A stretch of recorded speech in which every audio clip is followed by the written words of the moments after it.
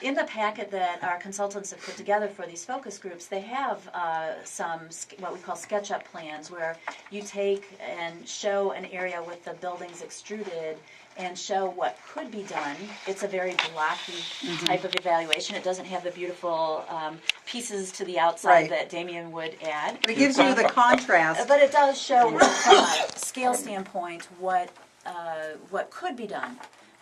Unlikely developers would go to that extent, but it's something that we have to be aware of. There is this is the last opportunity coming up this coming Thursday, 7 p.m. at Mercantile Exchange, the downtown zoning evaluation. Last opportunity for people to weigh in on all of this. Yes, we've been asked by City Council to report back to them in October.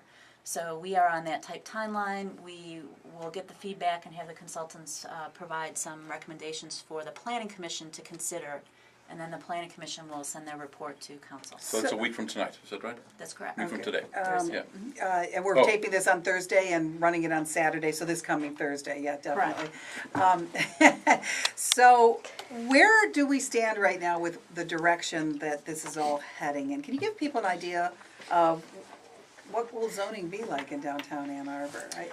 I think that there may be at the edges some tempering of what could be done. The premiums may change such that if the market is really providing residential housing now, we've tipped that and the developers want to do that, we might change the bonuses that we give developers to do more green housing, to maybe incorporate affordable housing and make that a requirement. That's one of the options.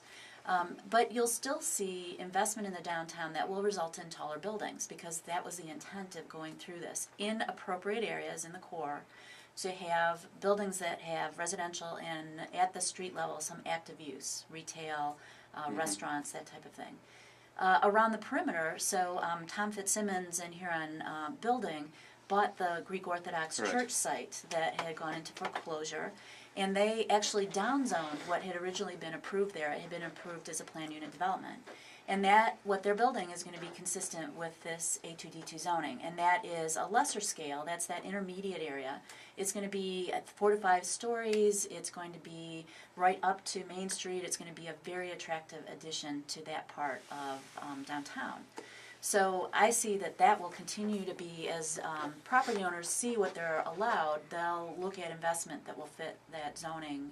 How is it that Fitzsimmons decided to do it that way? I think he saw that the market, that's where the market was going to go. Okay. It was looking for residential. At that location, it wasn't appropriate to have a larger building. It just didn't fit. And so he has a good sense of the market. And, we're actually redesigning 2 of the units, so we're familiar with that building. But it went in a flash. I think within 5 days, there were only 3 buildings unspoken, 3 units unspoken for. Does it make a difference then, as far as sensibility of a developer coming in? Being a local versus outside? Probably. I would say yes. But there are... But I can afford to say yes. Yes, you can. But there actually are developers throughout the country that know how to move into a mixed-use market, whereas Michigan developers aren't familiar with that as much, and the financing is not necessarily available for that. So you have to temper that. Yes, local, understand what people want, but the investment and the design for this type of development isn't really well represented. Well, they have to be able to make money. And will they be able to... We're not driving development away with this, are we? No, the intent was to make it clearer where appropriate development should go. So in a way, we're incentivizing certain types of development, but we are not... like some communities out there trying to solicit development, we're just laying the groundwork for the market to move forward. Which leads to my question. When we went through that process when Calthorpe was in town, I seem to remember a number of 20,000 people, and correct me if I'm wrong, or if you know any of that it would really take to get Ann Arbor to the downtown viability and vibrancy, where you would start to see the thriving of the small businesses, so the B-grade rent and the C-grade rents, and where it would really become a pretty comprehensive provision of living and everything you need. Is that number sound about right? And Susan Polly yesterday, when we were talking to the DDA, remembered that $10,000 or 10,000 people was a threshold for an urban grocery store. okay. So that's what she remembered from some of that discussion. Right. If How you many want- people are downtown? I was afraid you were going to ask me that because I haven't memorized that. Are we But close if you to go that? No, we're inching up Isn't it about towards 7,000 or 8,000 was Yes, the we're number I inching heard up. last? towards it, and I would So- recommend. And that's why we don't have what you would consider a traditional downtown grocery store? 10 years ago, Yeah. that's what the contention was. But as Susan pointed out, that's based on a suburban model. You know, that's what Right, the folks it who is. put their formulas in. Right. It isn't necessarily the Minneapolis model or these mixed-use downtowns that are starting to evolve, where actually it's the smaller groceries like the People's Food Co-op or Sparrows, where people who live downtown go to. They don't necessarily go to a To one big market. supermarket. Right, and now Babo, we have that as well, right? We have Babo, We and do, you yeah. know, even the drugstores that have located on Right. State Street, they are chains, but they are serving a need.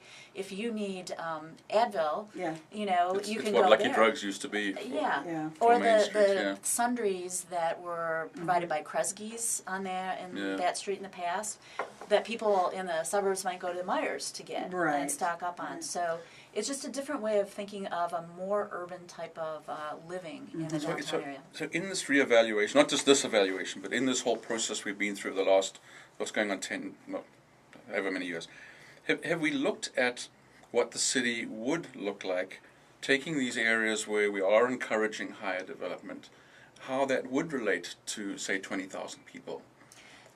At some point we have, but Okay. as a part of the A2D2 zoning in 2009, we didn't do that numerical piece.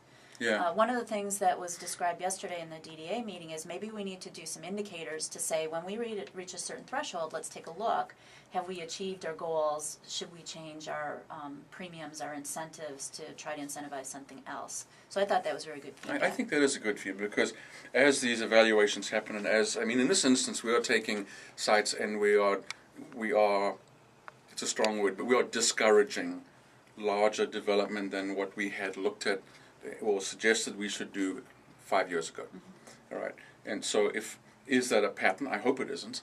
And what is that going to do? I mean, are we cutting ourselves off where we may never get to that piece because we've established this precedence now of, one thing's going on one side, we don't like it, heck, let's stop the process, let's get into this whole thing, and let's start to undo things Oh, I know. in a backwards fashion rather than a forwards fashion. Because I thought that A2D2 started and a good thing, and I thought the essence of it was a very good thing. But we learned from it, and that's what we're doing now, And our and we're goal is to adjusting. try to, Yeah. as you say, it's an incremental process. Let's learn from it, Yeah. make sure that moving forward we get what we want.